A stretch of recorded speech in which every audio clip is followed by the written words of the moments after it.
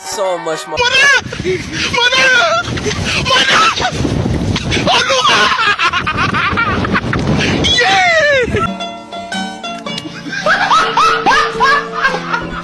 Are you ready, kids? Aye, aye, Captain! I can't hear you. Aye, aye, Captain! Oh!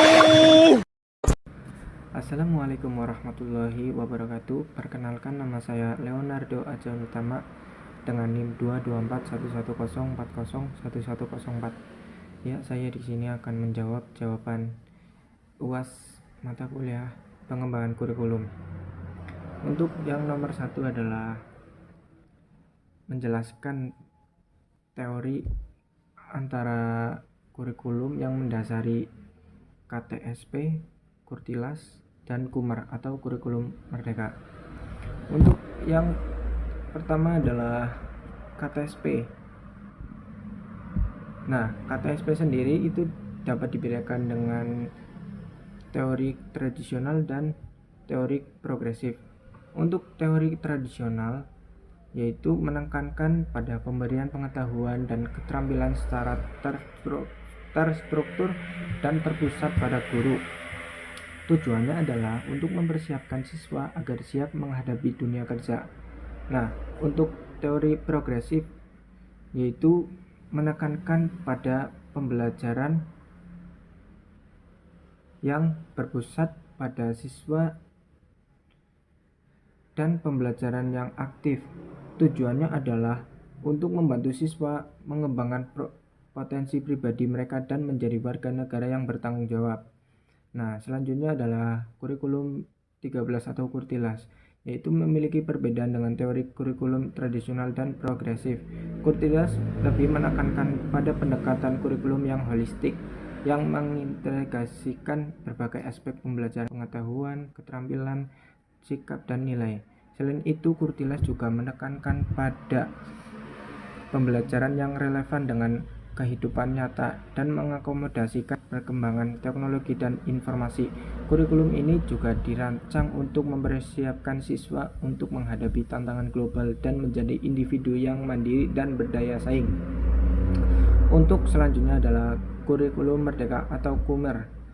Nah, Kumer sendiri yaitu dengan menekankan pada pengembangan keterampilan abad ke-21. Contohnya seperti keterampilan berpikir kritis, kreativitas, komunikasi, dan kolaborasi. Selain itu, Kumer juga menekankan pada pembelajaran yang relevan dengan kehidupan nyata dan mengakomodasi perkembangan teknologi dan informasi. Mirip dengan Kurtilas, namun Kumer juga menekankan pada penguatan karakter dan nilai-nilai kebangsaan sebagai bagian integral dari pembelajaran. Nah, selanjutnya saya akan menjelaskan nomor 2 terkait RPP atau Rencana Pelaksanaan Pembelajaran, yaitu adalah dokumen yang disusun oleh guru sebagai panduan dalam melaksanakan pembelajaran di kelas. RPP berisi tentang tujuan pembelajaran, materi pembelajaran, metode pembelajaran, kegiatan pembelajaran, penilaian, dan sumber belajar yang akan digunakan.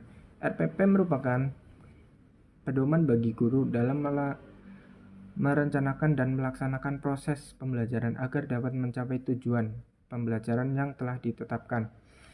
Sementara itu, modul ajar adalah materi pembelajaran yang disusun secara terstruktur dan sistematis untuk membantu siswa dalam mempelajari suatu materi atau topik tertentu. Modul ajar biasanya berisi tentang penjelasan, contoh-contoh penerapan, latihan soal, dan evaluasi. Nah, untuk urgensi RPP dan modul ajar dalam pembelajaran adalah untuk memberikan panduan terstruktur dan sistematis bagi guru dan siswa dalam proses pembelajaran. RPP membantu guru dalam merencanakan pembelajaran dengan tujuan yang jelas, metode yang tepat, dan penilaian yang sesuai. Sementara itu, modul ajar memberikan materi pembelajaran yang terstruktur dan dapat digunakan oleh siswa sebagai panduan belajar mandiri di luar jam pelajaran di sekolah. Nah, perbedaan di antara RPP dan modul ajar adalah tujuan dan penggunaannya. RPP adalah panduan yang disusun oleh guru untuk merencanakan kegiatan pembelajaran di kelas dengan fokus dan tujuan pembelajaran, metode pengajaran, penilaian, dan sumber belajar yang dapat digunakan. Nah, RPP difokuskan pada perencanaan dan pelaksanaan pembelajaran di kelas, sedangkan modul ajar adalah materi pembelajaran yang disusun secara terstruktur dan sistematis yang dapat digunakan oleh siswa sebagai panduan belajar mandiri di luar jam pembelajaran di sekolah. Modul ajar lebih difokuskan pada memberikan materi pembelajaran yang dapat dipelajari secara mandiri oleh siswa. Nah, untuk itu yang selanjutnya saya akan menjelaskan terkait nomor 3, yaitu tentang profil pelajar Pancasila yang mengacu pada karakter dan sikap yang diharapkan dimiliki oleh pelajar yang telah memahami dan menerima nilai-nilai Pancasila sebagai dasar negara Indonesia. Profil ini mencakup sikap kepatuhan kepada aturan, rasa tanggung jawab, kejujuran, keadilan, kesetiaan, dan semangat gotong royong. Sebagai pelajar yang memiliki profil diharapkan dapat menjadi agen perubahan yang berkontribusi positif dalam membangun masyarakat yang berkeadilan dan sejahtera. Untuk profil itu sendiri bahwa ada beberapa elemen. Yang pertama adalah rasa tanggung jawab, terus kejujuran, terus keadilan, kesetiaan, dan semangat gotong royong. Nah, untuk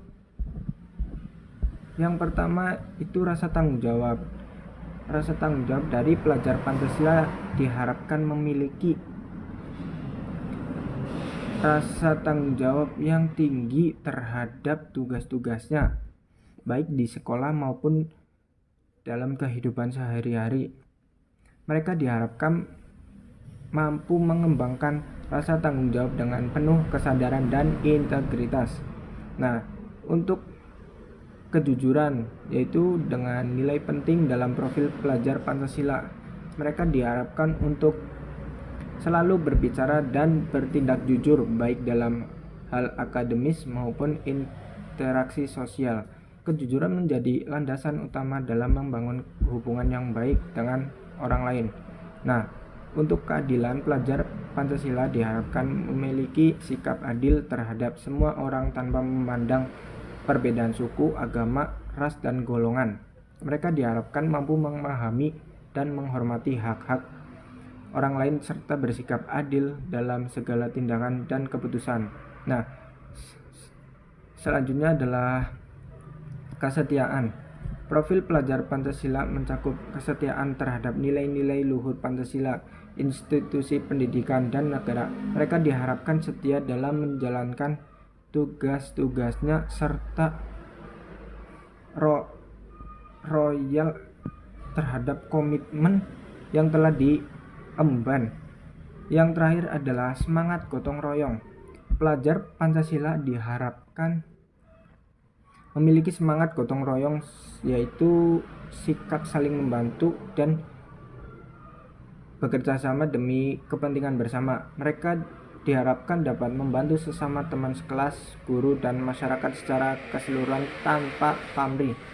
Profil pelajar Pancasila yang memiliki elemen-elemen di atas diharapkan dapat menjadi contoh teladan bagi generasi muda lainnya dan turut berperan dalam membangun masyarakat yang berkeadilan dan harmonis. Nah, selanjutnya saya akan menjelaskan poin B, yaitu untuk terkait P5 atau Pancasila sebagai pandangan hidup, dan P5 PPRA atau Pancasila sebagai pedoman penghayatan dan pengalaman dalam kehidupan berbangsa dan bernegara. Dua konsep yang berkaitan erat dengan nilai-nilai Pancasila namun memiliki perbedaan mendasar dalam pendekatan dan implementasinya. Berikut adalah beberapa perbedaan mendasar antara P5 dan P5 PPRA. Untuk yang pertama adalah pendekatan dan ruang lingkup. P5 merupakan pandangan hidup yang dianut oleh individu secara pribadi. P5 mengacu pada pemahaman, keyakinan, dan prinsip hidup yang didasarkan pada nilai-nilai Pancasila. Nah, sedangkan P5 PPRA itu lebih bersifat instruksional dan mengacu pada pedoman penghayatan dan pengalaman nilai-nilai Pancasila dalam kehidupan bermasyarakat, berbangsa, dan bernegara. Implementasi terhadap P5 yaitu terfokus pada pengaruh nilai-nilai Pancasila dalam perilaku individu secara baik konteks pribadi maupun keluarga. Nah, sedangkan P5 PPRA implementasinya lebih fokus pada pengintegrasian nilai-nilai Pancasila dalam kehidupan berbangsa dan negara, termasuk dalam sistem pendidikan, pemerintah, hukum, dan sosial budaya. Nah, untuk yang ketiga itu adalah sasaran. P5 itu adalah individu sebagai pribadi yang menjadikan Pancasila sebagai pandangan hidup dalam segala aspek kehidupannya.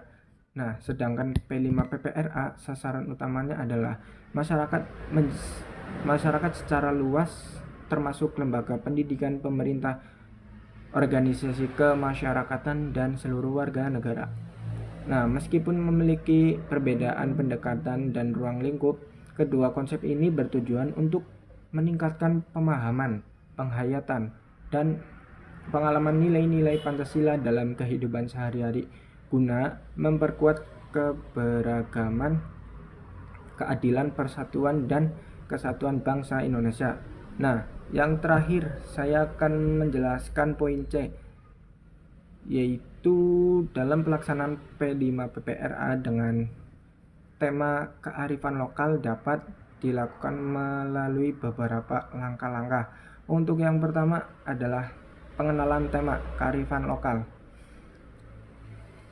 Dalam pelaksanaan P5 PPRA adalah pengenalan kearifan lokal kepada masyarakat, terutama melalui sistem pendidikan formal dan non-formal. Hal ini dapat dilakukan melalui kurikulum sekolah, seminar, lokakarya, dan kegiatan edukasi lainnya. Nah, untuk yang kedua adalah pemahaman nilai-nilai kearifan lokal. Setelah pengenalan tema kearifan lokal, langkah selanjutnya adalah memfasilitasi pemahaman nilai-nilai kearifan lokal tersebut melalui diskusi, penelitian, dan kegiatan apresiasi budaya dan seni, festival seni. Nah, yang ketiga adalah integrasi dengan nilai-nilai Pancasila. Pentingnya untuk mengaitkan nilai-nilai kearifan lokal dengan nilai-nilai Pancasila ini dapat dilakukan dengan menunjukkan bagaimana nilai-nilai kearifan lokal sejalan dengan prinsip-prinsip Pancasila seperti gotong royong, keadilan sosial, demokrasi, persatuan, dan kesatuan. Nah, untuk yang keempat adalah implementasi dalam kehidupan sehari-hari. Langkah selanjutnya adalah mendorong masyarakat untuk mengimplementasikan nilai-nilai kearifan lokal dalam kehidupan sehari-hari, misalnya itu dengan mempraktikkan adat istiadat, menghormati sesama, menjaga lingkungan, atau mendukung usaha ekonomi lokal. Nah, selanjutnya tindak lanjut dan evaluasi. Setelah implementasi, penting untuk melakukan tindak lanjut dan evaluasi terhadap dampak penghayatan nilai-nilai kearifan lokal dan kehidupan masyarakat. Hal ini dapat dilakukan melalui survei, wawancara, dan pengamatan langsung untuk mengevaluasi sejauh mana nilai-nilai kearifan lokal telah dihayati dan diimplementasikan. Melalui langkah-langkah di atas yang sudah saya jelaskan, pelaksanaan P5 PPRA dalam tema kearifan lokal dapat membantu memperkuat identitas budaya lokal dan memperkokoh persatuan dan kesatuan bangsa, serta meningkatkan penghargaan terhadap keberagaman budaya di Indonesia. Ya, cukup sekian dari saya. Apabila ada tutur kata yang tidak mengenakan, mohon dimaafkan. Cukup sekian, terima kasih. Wassalamualaikum warahmatullahi wabarakatuh.